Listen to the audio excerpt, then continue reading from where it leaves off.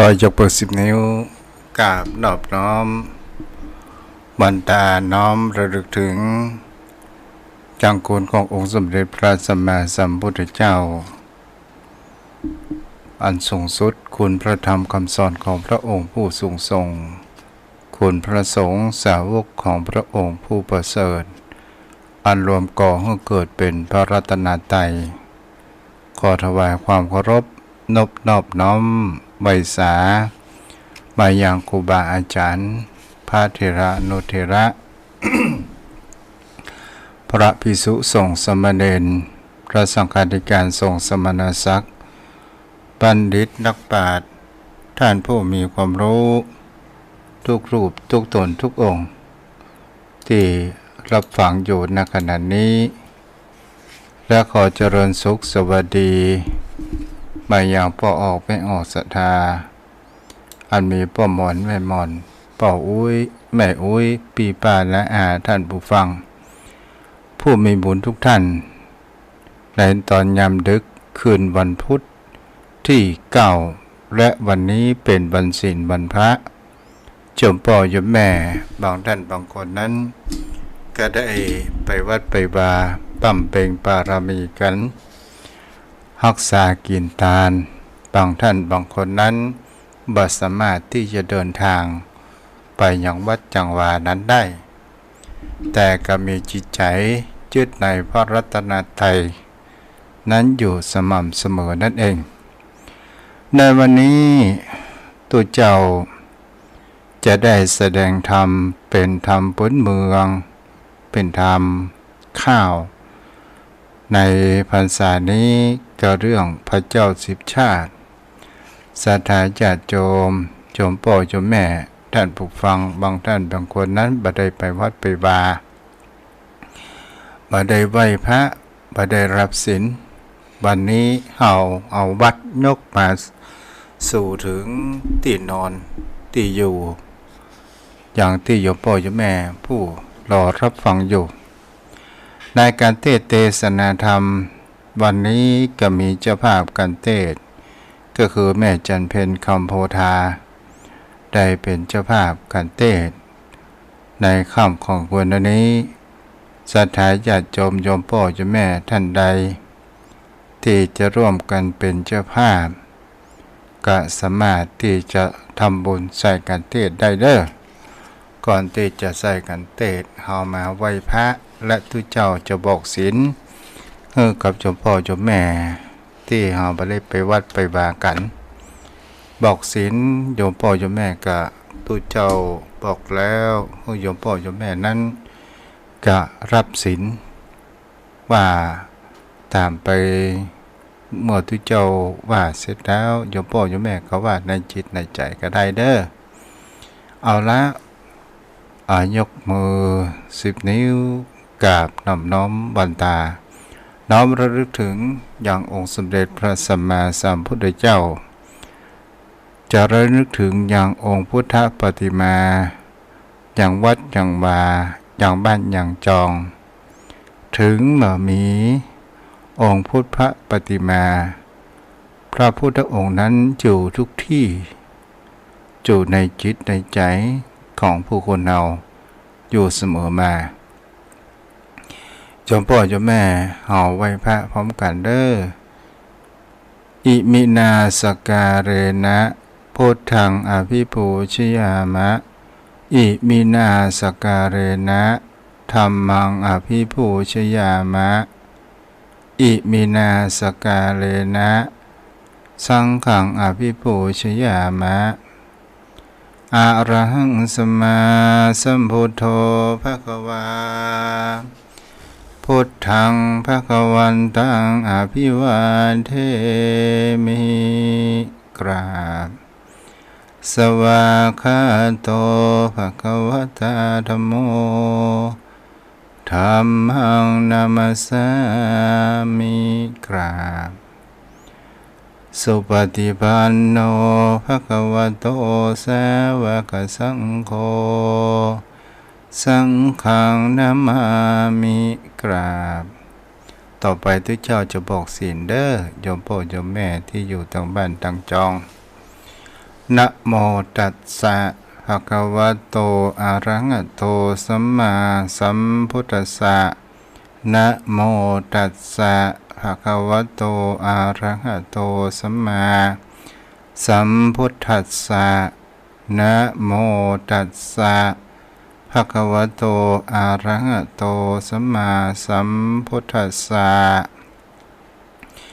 พุทธังสรณังคัจฉามิธัมมังสรณังคัจฉามิ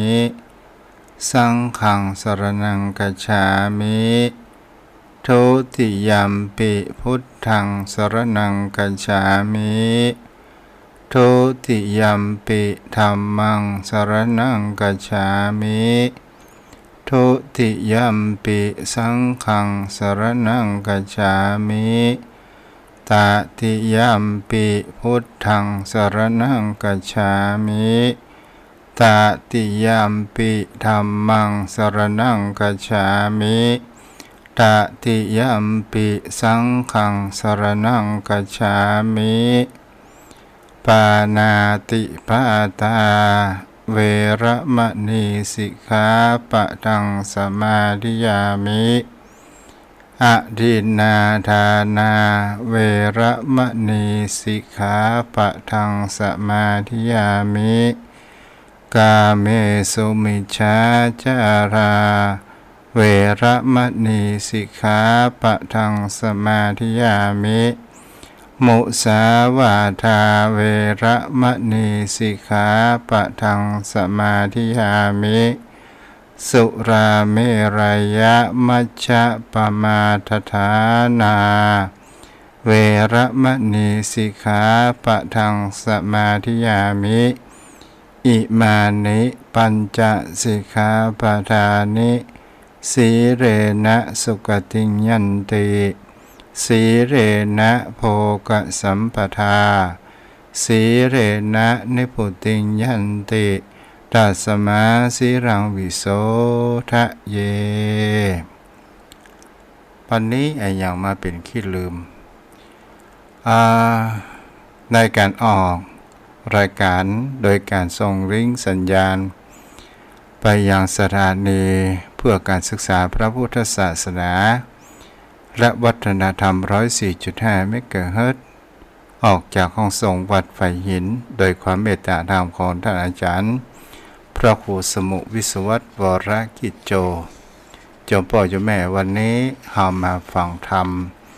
เทศธรรมพื้นเมืองธรรมข้าวเป็นครั้งแรกที่ทุกเจ้า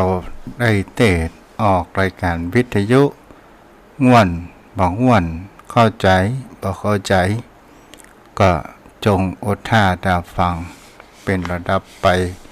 ตามสมควรแก่เวลาเด้อจะจบหรือไม่ก็พอสามารถที่จะบอกได้เพราะว่ามันยาวสองหน้าเนาะแล้ววันนี้เป็นธรรมผูกแรกพระเจ้าสิบชาติในเรื่องเตพระเตมีใบศรัทธาญาติโยมทั้งหลายเป็นญาติที่พระพุทธองค์นั้นเป็นพระโพธิสัตว์บำเพ็ญเพียรเนกขัมมะปารมีรับฟังกันเป็นต่อไปพรหมาจโรกาวิปติสามปฏิกะอัญชรีอันทิวรังอายาจทะสันติทะปรจชาติกาเทเสตุธัมมังอนุกัมปิมังประชัง นะโมตัสสะภะคะวะโตอะระหะโตสัมมาสัมพุทธัสสะ อาหังวันอาหังอันวังคานามามิรันตนันตยังอันทะจยะมังคลานามามิมักว่าเป็นนามัสสการโลนีจะนมัสการขับไว้รัตนาเศรษฐังยังพระแก้วเจ้าตั้งสามประการคือว่าพระจินมานตนวิเศษตังพระธรรมันเตสนามพระสังฆานุมทอมีสินเป่าเศร้าข่าวใสผู้จะจังไขโอกาสรำน้ำตัวลำน้ำชาติตนโพธิญาณสีปางการลำเลิศก็ย้อนบังเกิดสันทาสืบศาสนาไปนาบัดนี้แต่เตอ กิละดังใดรู้มานี้เล่าปางเมื่อพระพุทธเจ้าถ้าลงยานพงสำราญยังจอดในอารามยอดชื่อเจตวันอารามอันเรื่องงามบ่อผ่อนอยู่นอกบ่อนเมืองสวัสดีที่นั้นยังมีเจ้าภิกขุมวลหมู่มาพร้อมกันอยู่ฟังธรรมพระองค์คำตนพันแผ่วก่อพารบยังชาติแล้วปังลางอาที่ต่างแต่ก่อนนับปอมพรปันพีมเจ้าหนอลาเตมีจำเริญดีขึ้นใหญ่10 ข้อ10 วันค่อยเป็นไม้แม่โน้มหลายยกลื่นก้าวก็เอาหนอเน่ากูมันไปหาผู้บ้านตนเป็นป่อได้เล่งพอจำควรตนหอจันนาเต้าไทยก็อุ้มลูกไว้บนตักเต้ายินลักกาคอย จูบนมลูกน้อยบุตตามยามนั้นหมู่เสนาอามาตย์ยับไตโจรหาวหาดพานลาม4 คนมาสู่ห้องคงเขตต้องหอกคำแล้วไข่กำโอกาสอาภิวาททุนสาม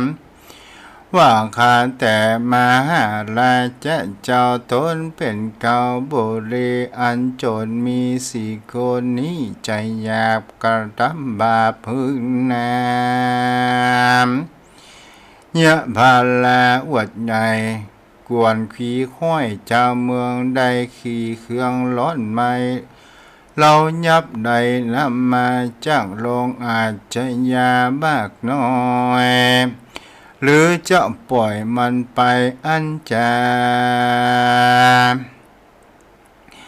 ที่นั้นเต่ากะสียศอาจกอกโอกาสใครจะว่าผู้หนึ่งแน่ถอยลายฮือตีโดยไม้ปันตีแถมคนหนึ่งบ่ดีเรือขนาดฮือมักขาดโดยโซรวยมาฮือมัดขาดโดยโซเล็กเอาบางเต็กใส่คอกแถมคนหนึ่งฮือเอาหอกตั้งตาแถมคนหนึ่งนั้นอย่าจะฮือเข้าไปเอาไปคาเป็นผีเต้ากระสีที่ราชได้ปงขาดอายาม เสนะมวลหมู่ใดพร้อมรู้แต่มีก็มีหันแหละนะตาสุดตัวในกาลานั้นใส่พระที่ไว้เตมียะกุมารนอนอยู่บนตักผู้บานตนเป็นป่ออายุนอยังน้อยได้ยินได้ยินถอยพิตาเป็นกำจาหยาบจากเมื่อไปแนวันลุนกรรมจักหนุนตอบใส่ได้ตกร้ายอาเวจีมหนอบุญนีสันทิว่าจันก่อนทีตนจักมาเกิดเอากับเนิดเป็นคนกะลงแต่ไปบนจันฟ้าจานก่อนนานแถมเราเคยเป็นเจ้าหอกคำได้ไข่กำถอยจางคนคาจนมาก็การอันนี้จากการกระพากตายลามภาคเมืองคนก็ได้เอาต้นไปใหม่ในรุ่มไตเวจี500 ปีบ่อเศษบ่อเสียงเขตสุดกามยังได้คำขอกค้างนาโลกกว้างยาวไปเตมีแยกุมารหน่อน้อยเกิดขาค้อยไปแม่ว่าอันตัวเราไปนาเจ้าไฟฟ้ายิ่งใจก็จักหมายตั้งไว้เป็นเต้าไทยห่อคำกำมัวดำไล่ลาบ่พ้นจากให้นิสันใดดีนั้นเราพ้นจากเป็นเจ้าห่อคำปนเวรกรรมตัวกาเมื่อไปนานั้นใส่ปาได้ช่วยบานเตมียะกุมันนอนนาวขะเนงเราหันภัยยินมีใจไม่มาดกว่าได้เป็นเต้าลาดปุรีเต้าราดปุรีก็มีหันแหละนะเอกะที่ว่าสังยังมีในวันหนึ่งใส่พระที่ไว้เตมีพงนอนอยู่ดีอุกวยเจ้าลับไปแล้วตื่นบ่แจ้งจื่นยังกำอ่านองค์คำตนพ่อไข่จ่าต่อจนมันเป็นกำขานล้นไม้ปางได้ไปสู่ยังที่อยู่เวจีมยามนั้นยังมีเทวดาตนรักษาภาษาทรู้แจ้งขวาดเงากายหันหน่อห่อใจเอาไม่จึงมาน้อมใบทุนสาวาโดราเจ้ากุมารบุญมาเจ้าอยากคืออยากมองใจใครหนีไก่บามเศร้าจึงเจ้าแป่งตนเยอะเป็นคนถอยไรเป็นคนใบหูตันยาจานั้นออกปาดังวิบางต่อจนเป็นดังเป็นคนอังอาบรู้กิจการถอยจ้าควรนาควรทวนนาดูแควนจะได้ออกจากแดนเมืองใหญ่ย้อนเขาไล่จำลีจะปนเวจีไม่เอาได้ไต่เต้าไปดีแหละน้ำกับนางเทวดากล่าวแล้วเจ้าหนอกแก้วกุมารก็อาธิษฐานสัจจะยังอากาตั้ง3เป็นตั้งงามพ้นจากตั้งทุกยากเวจีเป็นตั้งดีงามแง่ตั้งแต่นั้นไปเจ้าบอกขายออกปากบ่ร้องอยากกินนมอยู่ผาลมจะควาย บ่ยินร้ายยินดีหนอบุนีที่ไว้สัจจะไว้เป็นหมายว่าแม้นจะตายกันอยากดีกว่าลำบากเครื่องกามอันจะได้เป็นพญาเท่าราชได้โอกาสไขกรรมเอาเวรกรรมตัวร้ายมาแปดไปตัวตนตายจากเมืองโคนไปสู่ยังที่อยู่อเวจีเลยนะ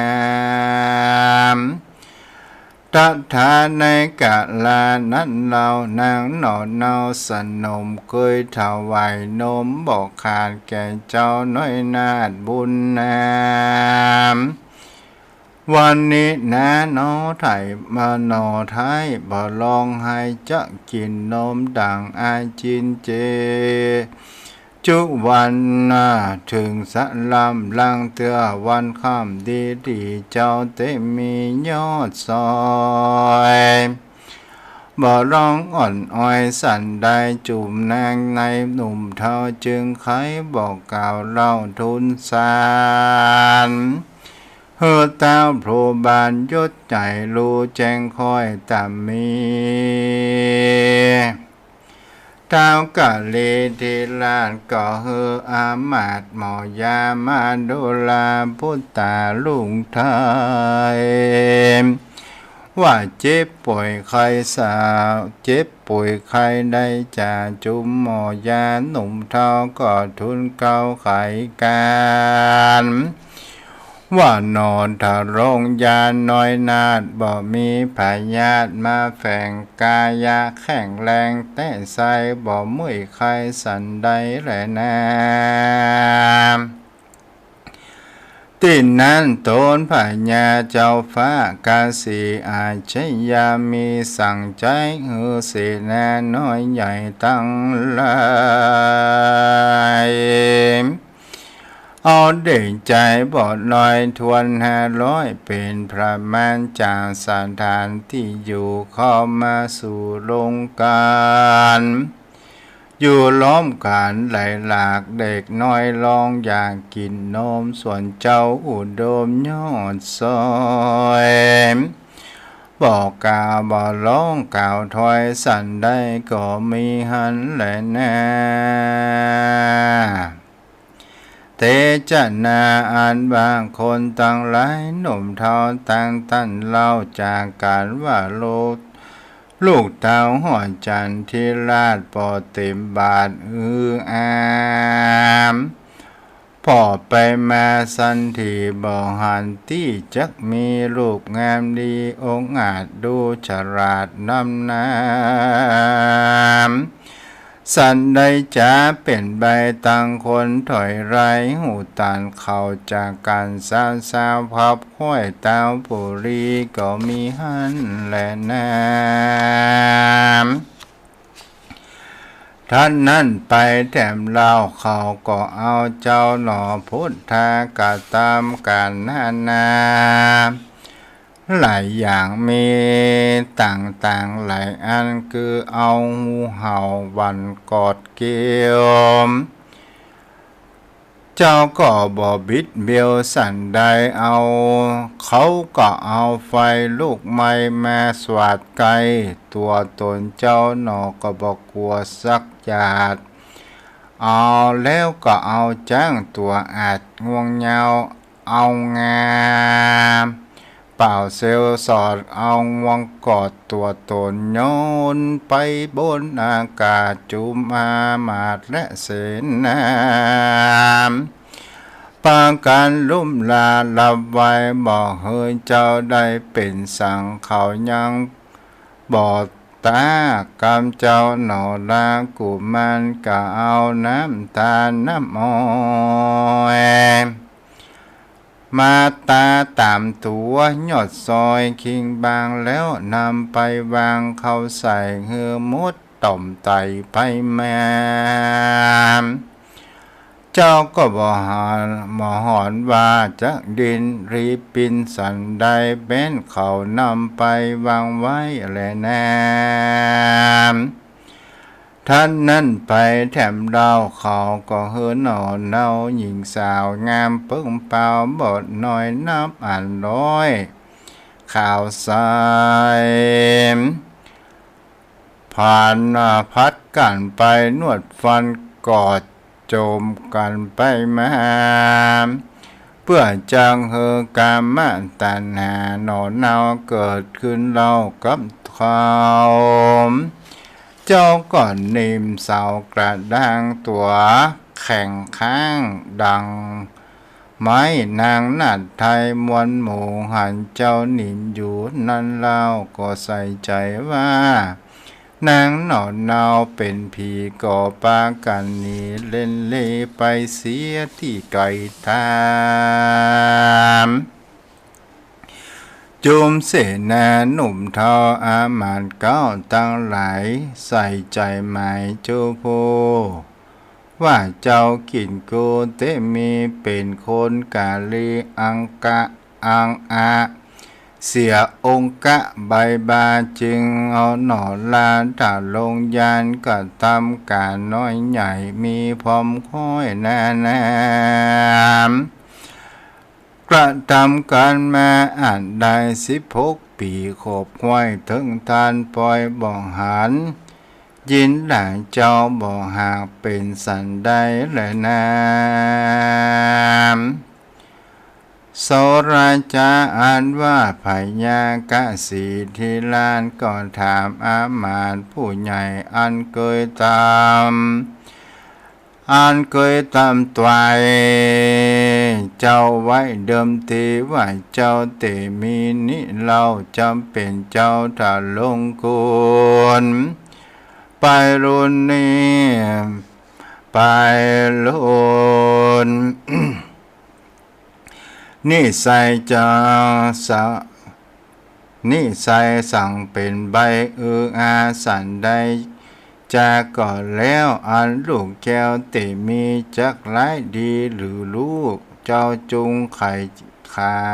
เจ้าจุงไข่แมมโมโหราผู้เท่าเทวดาเจ้าอาจบันดลใจกันเต้าห่อใจยศอาจมาโอกาสจะถามก็ใครกำงามบอกเราว่าเจ้าหนอเนาเตมีการอยู่บุรีนิโสดพยาโหดตัวร้ายจะมา8 ปลาย 3 ประการคือเท้าโปรบานเดราจาเลียงจะเสียงขาดดินทรีคงบุรีเมืองกวางจ้างแต่งมั่งเพทาม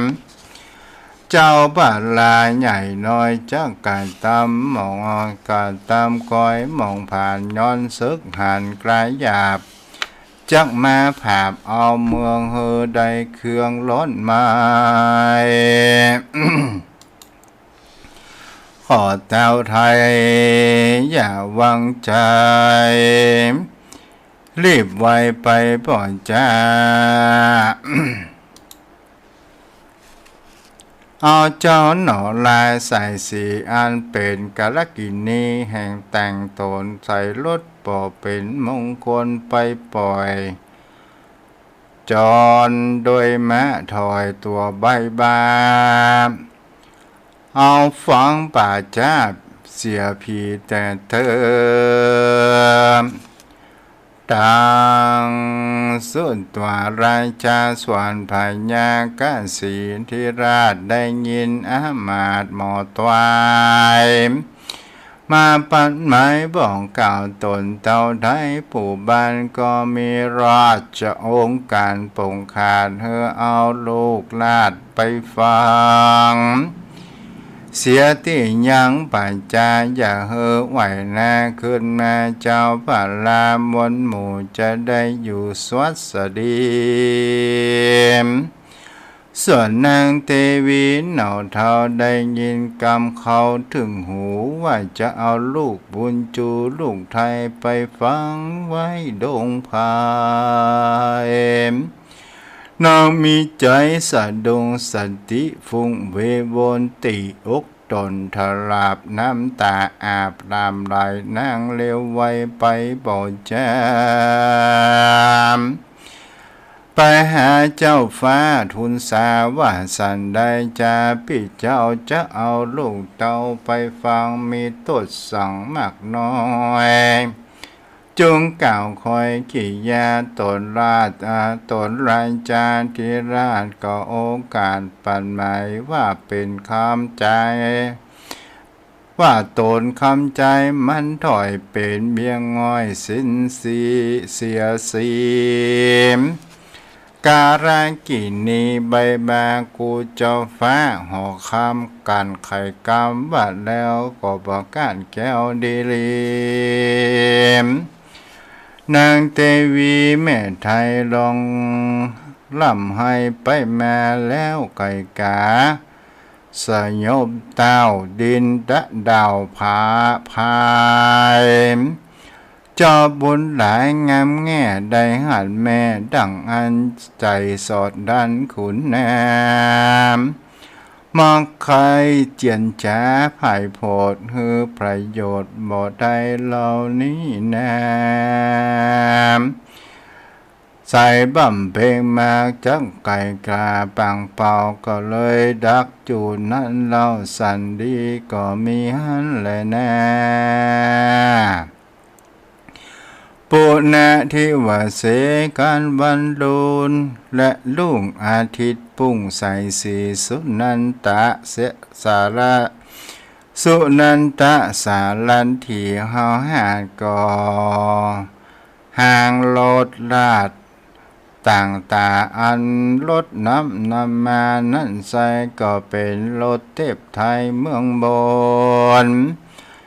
เป็นมงคลใจจาส่วนอันว่ามาจรก็เป็นอัสดรมะแก้วงามเลิศแล้วตัวดีบอกหัวสารทีได้รู้ย้อนเทวดาอยู่ยังตาจู่ยังตาการนำรถมาแล้วท่านใส่ก็น้อมไว้ตั้งเทวีว่าบัดนี้เต้ากาสีทีราชได้โป้งขาดอายามจำข้ามาสั่งใจเอาหน่อไทยไปฝังเสียที่ยังปัญจาอย่าโขดกาเครื่องขี่กันไขวันตีเหม็นแล้วก็เอาเจ้าหน่อแก้วน้อยนาดร้องห่อผาสารกวางสัดลงวางลงชัดลงวางรถขี่แล้วภาคจากที่เลี้ยวไว้ออกเจียวออกจากเวียงไปนาไปสู่ปัจจะบัดเดียวก็มีหันและแนมก่อนไปสู่รอดปัจจาก็เอาเสื้อผ้าดีผืนบอดีแห้งหน่อมุนีบุญใหญ่ มาเอามาซุบใส่ตัวมันแล้วเลี้ยวปันเอาเสียมโคตรเลาะเหลี่ยมรีบร้อนโกมเอาดินดันที่นั้นพระหนอทาดาวลงยันน้อยนานกะนิ่งกวานไปมาว่าโกนินาแต่งใบน้ำอ่านได้สิพงปีแข้งขาดีดังเก่าขันนิ่งเล่าหันสายกอกจากขาไกลโอกาสเฮืออามาตผู้ใหญ่รู้แจ้งค่อยตามมีว่าโดลาสาลัทธิหยาบจ้าสั่งเกิดจังคาเราลาเป็นบาปนามากกวางได้รีบมั่งเสียประเพณีคำสอนมีแต่ไทยใครบอกไว้สอนมาว่าคนนาไหลแหล่ประวัติหนุ่มแก่ปันกลางล้นเตียวตางล้นแลกเหงื่อย้อยแตกเต็มตัวได้เลยล้นไม่ได้ยั้งโตได้ยั้งต้นไม้ฝอยน้ำบอกวันตัดสางหางกิ่งยอดต้นไม้จอดเล่าเศร้าบอกวันเอามานั่งเจือปู หลังลงนอนอันตนพูนทอนเจ้าฟ้าภาพแดงลาหอใจอุปมาเพียบใบดังต้นไม้เฟยนาส่วนตัวเรานานี้เราก็อุปมาเหมือนมาอุปมาเล่าปันหมายเหมือนดังสาขาลายกิ่งไม้คนจุดใต้เฟยฟุ้มบางพระบุญส่งพ่อเจ้าตั้นนั้นเราก็เล่าอาศัยยังมีใจยำจาปองจังคาบุญตามแผ่นดินหนาบอดลายตั้นไทยสั่งยังหนวหนากว่าเลยนะการว่าในสัตละที่ใดรู้ว่าเจ้าเกียนกูที่มีเป็นลูกเต้ากาสีธิราชอภิวาททุนสาม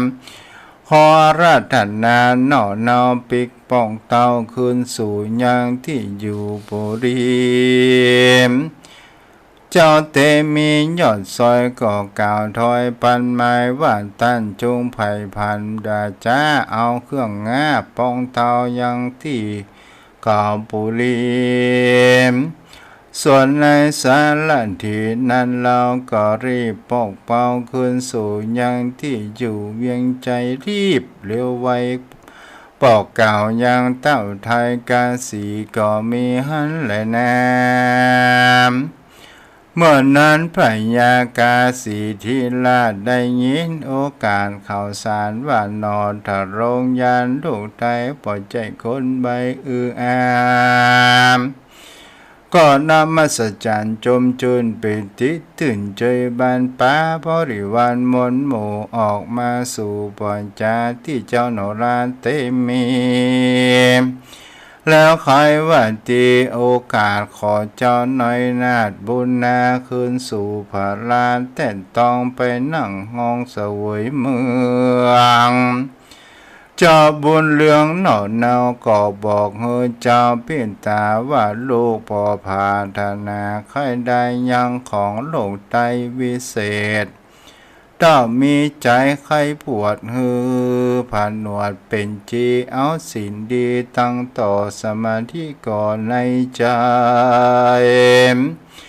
บ่มเพ่งทำไปจะใจฮือเพื่อฮือได้ใจบานสุขสำราญไปนาสู่จันฟ้าและเนราปานและนาสังโฆเทวราชาเท้าพระญาอินทราจรเจ้าฟ้ารู้ว่าเจ้าหนอลานเตมีใจยินดีใครบวชถือผ่านหนวดเป็นบั้มเพ่งธรรมก็ถือวิสุกรรมบุญกาเอาเครื่องงาอัฐบริการมาถวายท่านหนอนบุญโปรดเศร้าหนอบุนีก็มีหันแหละนะที่นั้นเจ้าเตมียะกุมารกอธิษฐานออกบวชแล้วรวดปั้มเพ่งธรรมมีโพวิหารธรรมนำบอกขาดบอกประมาทราสามภาวนาไปใจก็บังเกิดได้ยังญาณสามมาบันตังสี่ก็มีหันแหละนะโสราจาอันว่าพญากาสีนางจันทีวีแม่เจ้าก็หันลูกเต้าออกบวชก็มีใจประโมทยินดีสมบัติมีมวลหมู่ก็เอาออกมาสู่เป็นตาแล้วก็อธิษฐานออกบวชถือปนวดเป็นจีมเจ้าปุรีหนุ่มเท้าก่อปาการออกบวชเจ้าหลายหลำถือทำงามจูผู้บ่ขาดอยู่คุณใดบ้านเมืองใสบ่สาวเห็นคนหนุ่มเท้ามีศีลไอเป็นอาจินเกิดรอดบาราตอดตั้งตานจริงสุขสำราญคำเจ้าบ่โศกเศร้าเครื่องเคียม เจ้าเตมีน้อยนาดก็โอกาสจะสอนเจ้านครมนหมู่ฮือตั้งอยู่กองธรรมมนหน้านำแต่เล่าถึงแก่เท่าจะลากันมรณามวยมั่งจางโด่งกว้างเมืองโคนก็เอาตนไปเกิดจนฟ้าเลิศตุสิตางก็มีหันเลยนะส่วนดาวราชกาสีนางเทวีเหมือนเจ้าคนหนุ่มเท่าจะเมืองมีสินเรื่องบอกขาดบอกประมาทลานสามก่อนไกลคราคอยกาดชีวิตขาดเสียตนโดยกุศลผาเสดก็ได้บังเกิดเมืองสวรรค์ก็มีหันแหละแนมสันทาอิมันจะตั้งกังสะโมทาเนสี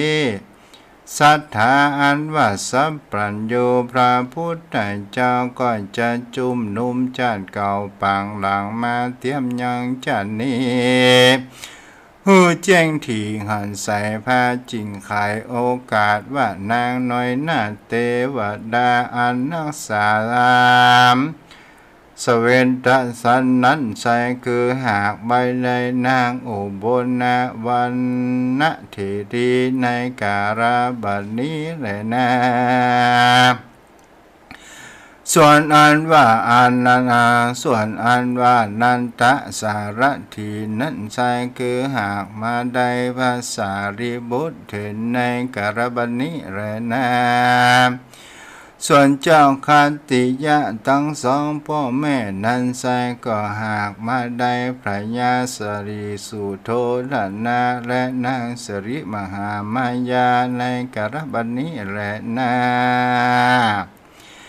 เสสาจนาพุทธาปาริสาอันว่างคนทั้งหลายนั่นใส่คือหากได้มาพุทธาบริษัทดังสีมีภิกขุและภิกขุณีอุบาสกาอุบาสิกาแห่งมหาสัจเจ้าในคารบัดนี้แหละนะเตมิยะกุมาโลอาหะเมวะโลกะนันโถส่วนอันว่าเจ้าเตมิยะกุมันนั้นใสคือหากมาได้พระตถาคตตนเป็นที่จังตีเปิ่งแก่สันตาโลกทั้งสามในการะบัดนี้แลนะตุมเหภวันตาท่านทั้งหลายมวลหมู่อันนั่งอยู่นำนาฟังธรรมาบอกขาดยังตาสาสิบชาติพระเจ้าเป็นชาติทวนเก้าหัวตีดังกำปีแต่ไทยใครบอกไว้เปรหมายว่าคนหญิงใจใหญ่น้อยใจฝอยห้อยเจยบานได้สร้างธรรมทัสจาเตมิยาเป็นทานนาเล่าก็มีอานิสงส์หมั่งเต้าเรือลายปาสุขสบายจัดนี้แร่จัดนาการตายจากโรคราเมืองคนย่อมเอาตนไปเกิดในห้องฟ้าเลิศเมืองสวรรค์บ่ยาจะเรนาปอเต้าแต่นานบุกกันรอผู้ใดมีใจใสสะอาดสร้างเท้าโทสจัดโทสะสิบจาดเป็นตาลอุทิศบุญสารไปหายังสองผู้ยังสองบุญหนาพ่อแม่ตั้งเท่าแก่ตานายมิตรสังหายเพื่อนพ้องตั้งพี่น้องเผ่าวงสามผู้อันมรณากภาพดำจิตจากเมืองคนบุญกุศลอันประเสริฐย่อมปางเฮอเกิดสวนสดีบ่ยาจะเลยนานิทิตังคิยาสังวันนาวิเศษยังโทชจาเตมิยะกุมารก็ยังจ่ายยังห้องเนกขมแม้ปารมีก็บังคมสมเลสเดชจบการละไปแล้วเนาะโอ้ตันอยู่จมพ่อจมแม่ตอนนี้ก็เป็น สายทางน้ำหมายขออนุโมทนากับทางด้านเจ้าภาพที่เป็นเจ้าภาพทำทศจาตขององค์สมเด็จพระสัมมาสัมพุทธเจ้าเขาเป็นพระโพธิสัตว์จัดแรกก็คือพระเตมีใบวันนี้เจ้าภาพก็มามีแม่จันเพ็ญคำโพธาเป็นเจ้าภาพทุกวันคืนวันพุธจะมีการเทศนาธรรมโยมพ่อโยมแม่ท่านใดที่มีจิตใจจะเป็นเจ้าภาพก็สามารถโทรมาติดต่อบอกได้ว่าโอ้แม่ขอเป็นเจ้าภาพการเทศในการนี้ตามกำลังของเฮาเต่าที่เฮาทำได้โยมพ่อโยมแม่บางท่านบางคนมาได้ไปวัดไปวาเนาะวันนี้ก็โปรดเมตตาเจ้าภาพการเทศก็คือแม่จันเพ็ญคำโพธารัตนอุบาสิกาผู้อุปถัมภ์อุปถากจังพระภิกษุสงฆ์อุปถัมภ์อุปถากอย่างพระพุทธศาสนาของพุทธเจ้าตลอดจนถึงโยมพ่อโยมแม่ท่านผู้ฟังที่รับฟังอยู่ณขณะนี้ใครจะโทรมาก็สามารถที่จะโทรมาได้ยังพอมีเวลาอยู่วันนี้ก็คงจะมีการแผ่เมตตาเพราะว่าไหว้พระไปแล้วเนาะโยมพ่อโยมแม่ใครจะโทรมาก็โทรมาได้ตอนนี้063 163 9950เจริญพรมาประการเจ้าแม่พรเป็นได้พ่องเสียงด้วยเจ้าเป็นได้พ่องเนี่ยเดี๋ยวนี้ดีทั้งเลยมาประการเจ้าเจ้าเดียเนาะฟังเทศเนี่ยเดี๋ยวยาเจ้าบทรักษาเริ่มแม่เลยเจ้าแม่ฟังรอเสียงเอาวิทยุมันดีเลยกันนะแม่พร0631639950 เจริญพรแม่วลีสวัสดีค่ะอาจารย์เสียงเพราะจังเลยจ้าอาจารย์โอนตังไปแล้วนะจะโอนตังไปให้กดฟังยังเลยอาจารย์ตอนเนี้ยงูกิดจ้าจะไปแม่ปิดวิโตแม่วลีบทรักษาเจ้า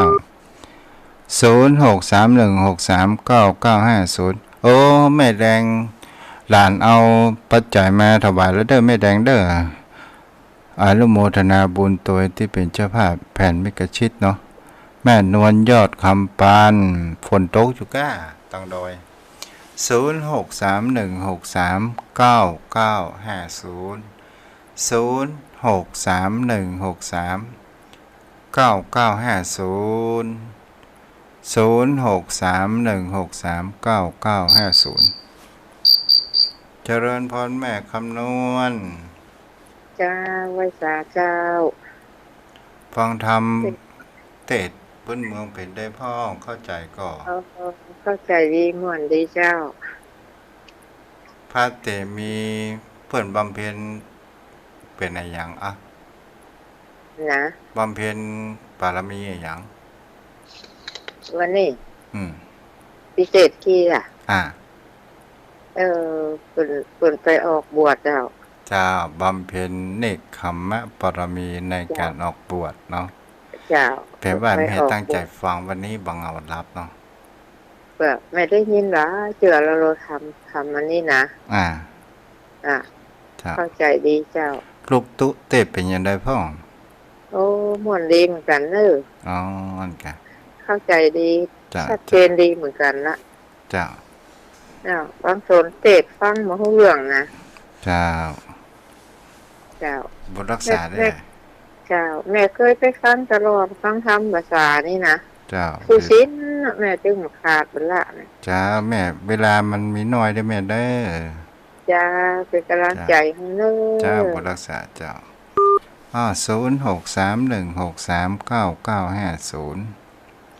0631639950 0631639950ป้อนันสยันถ้ารับฟังอยู่โทรมาได้เด้อโอ้พี่น้องไกลวัดเจริญพรแม่บัวบุญเจ้าโอ้ใจได้เฮ้ยเทศดีกะท่านกะดีนึกว่าจ้างกับบรรยายทำแต่อันนี้เทศนี่ใจได้เอาไปซาบัดป้าการงานอบต.วัดปลานจะจอมฮื้อปีนี้มาเด้อปีนี้หมูหวานเปิ่นจัดไปที่ไหนนะแม่เด้อถ้าจัดมาปลานจะหอมซาบัดได้เข้าท่าเก่งเจ้าไม่กำลังใจเนอะเจ้าถ้าคนแต่งทำมันคับกันเนี่ยมันก็เตะง่วนเนาะถ้าแต่งกรรมที่มันบอกคับกันเนี่ยมันก็ยากเจริญพรจะไปรอเสียงออกวิทยุแม่ฮัลโหลนวัตการเจ้าอันนี้แม่ดาราหนองไปแต่ละปีเจ้าแม่ฟังท่านเทศก็ม่วนเนอะเข้าใจง่ายดีเจ้าบุญรักษาเจ้าแม่ปิดวิทยุกรรมกับแม่คำนี้นะแม่ดาราปิดวิทยุตัวพ่อนันสายันมันเวลามีน้อยเนาะยมพ่อยมแม่แบ่งกันคนนิดหน่อยเนาะ0631639950เจริญพรพ่อนันสายันครับขอกราบแต่ไปไว้สารและเมตตาธรรมท่านเจ้านะครับก็หามาได้สลับภาพฟังท่านเจ้าเทศนาธรรมเป็นธรรมวัดวันนี้เราทุกเที่ยวเป็นบรรยายแล้วท่านเจ้าแม่นละเจ้าท่านพระคุณเจ้าพุทธหน้าผมขอปวารณาเป็นเจ้าภาพนะครับแต่ถ้าลูกเก่าอันปิกแม่จะโอนการปัจจัยไปร่วมนะครับเอาตั้งต้นไว้500กันนะท่านพระคุณเจ้าเนาะอนุโมทนาเด้อพูดหน้านะครับเอาได้เนื้อหาสาระดีครับท่านเจ้าเอาทำพื้นเมืองฟังกม่วนครับต่อเมาเอาใจเลยครับเป็นฟังไม่คืนนี่มันม่วนใจเนาะมันม่วนใจแล้วเสียงมันก็มารบกวนนะเสียงมันดักมันเย็นนะครับมันพอฟังก็โอ้ได้สาระแก่นสารดีครับจะต้องนั่งฟังแล้วท่านเจ้าเนี่ยจะไปนอนฟังถ้านอนฟังแล้วมันจะม่วยหลับไปครับโอ้แต่นะท่านเจ้าเนี่ยอันนี้ครูบาอาจารย์มาบอกว่าถ้าฟังธรรมก็ดี หรือว่าตั้งใจอันฟังอย่างที่มีสาระจะไปนอนถ้านอนแล้วเดี๋ยวมันจะรับเลยหรอครับขอกราบแต่ไว้สาธุบุญรักษาได้ขนาดได้เอาละยมพ่อยมแม่วันนี้ก็คงจะไปที่อีกก่อนเนาะเดี๋ยวขอปั่นป้อนให้แม่จันเพ็ญคำโพธาก่อนเด้อเอาละยมพ่อยมแม่ตลอดจึงถึงยมพ่อยมแม่ท่านผู้ฟังที่รับฟังก็ฮับปอนไปพร้อมกันเนาะยะถาวาริวหาปุราปาริปุเรนติสังขรังเอวะเมวะอิโตทินังเพตานังอุปกาปติอินจิตังปันติตังตุมหังคิปะเมวะสมิจันตุสเพปุเรนตุสังกปาจันโทปนรโสยะถามานิโชติระโสยถาเอวังโหนตุดีแรอัญชนวันนี้ก็เป็นวันดีหมายว่าเป็นวันธรรมสวนะวันศีลวันพระเดือน10เหนือแรม8 ค่ำบัดนี้ไม่มีเจ้ามหามุราสธาอุปาสกะอุปาสิกาท่านผู้ฟังทางวิทยุคลื่น94 เมกะ 904.5 เมกะเฮิรตซ์ขึ้นเพื่อการศึกษาพระพุทธศาสนาและวัฒนธรรมวันนี้ก็ไม่มีเจ้ามหามุราสธาแม่จันเพ็ญคำโพธาบ้านตาคามได้เป็นเจ้าภาพได้น้อมนำมาอย่างนี้ตัวมนตนตัวอาตมะมาเทศนาธรรมทศชาติขององค์สมเด็จพระสัมมาสัมพุทธเจ้าปารมีเตมีในชาติแห่งบำเพ็ญเพียรแห่งคำว่าเนกขัมมะปารมีในการออกบวชครองพระโพธิสัตว์อดีตชาติขององค์สมเด็จพระสัมมาสัมพุทธเจ้าขอพระบุญกุศล บุญกินบุญทานนี้จะไปเสริมส่งเป็นบุญญาบารมีบังเกิดให้เจ้ามหามุราศรัทธายิ่งเกินไปแม้เจ้ามหามุราศรัทธาญาติโยมพ่อโยมแม่ท่านผู้ฟังที่ได้กระทำโดยตั้งจิตตั้งใจขอพระบุญกุศลนี้จงไปเสริมส่งเป็นบุญญาบารมีมีปัญญาแห่งคำว่าปัญญาบารมีและมีวุฒิจำเริญไปตามคาถาภาษาบาลีจุผู้จุคนดังองค์ภาษาบาลีขององค์สมเด็จพระสัมมาสัมพุทธเจ้าว่าอายุวัตโกธนวัตโกสิริวัตโกยะสวัตโกภารวัตโกวันวัตโกสุขวัตโกหันตุสัพพทาทุกขโรคาพยาเวลาโสกาสันตุจุปทวาอาเนกาอันตรายาปิวินาสันตุจเตสสาชยันสิทธิดานังราพังโสธิภคยังสุขังภารังสิริอายุจวันโนจะโภคังวุธิจยสตาวัสสาจะอายุจะชีวาสิทธิภวันตุเตอายุวันโนสุขังภะรังต่อไปกล่าวความแผ่เมตตาว่าตัวลูกตุเด้อวันนี้ปตันสวดพุทธคุณธรรมคุณสังฆคุณเนาะอาแผ่เมตตาข้าพเจ้าขอตั้งจิตอุทิศผลบุญกุศลนี้แผ่ไปให้ไพศาลถึงบิดาบรรดาครูบาอาจารย์ทั้งลูกหลานญาติมิตรสนิทกันทั้งคนเคยร่วมการงานกันมาทั้งเจ้ากรรมนายเวรเทพเทวันขอให้ท่านมีส่วนได้ผลบุญนี้เถิดต่อไปเป็นกรรมอธิษฐานข้าพเจ้าขอตั้งสัจจะอธิษฐานโดยอนุภาพแห่งบุญกุศล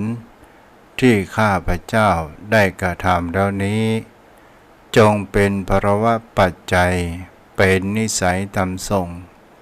ให้เกิดปัญญาญาณทั้งชาตินี้และชาติหน้าตลอดชาติอย่างยิ่งจนถึงความพ้นทุกข์เทินต่อไปไหว้พระก่อนนอนอะระหังสัมมาสัมพุทโธภควาพุทธังภควันตังอภิวาเทมิสวากขาโตภควตาธัมโมธัมมังนัมสสามิสุปฏิปันโนภควโตสาวกสังโฆสังฆังนัมมามินอนรับฝันดีเทวดาคุ้มครองปกปักรักษาจอมพ่อโยมแม่ท่านผู้ฟังทุกท่านทุกคนนอนรับฝันดีขอเจริญพร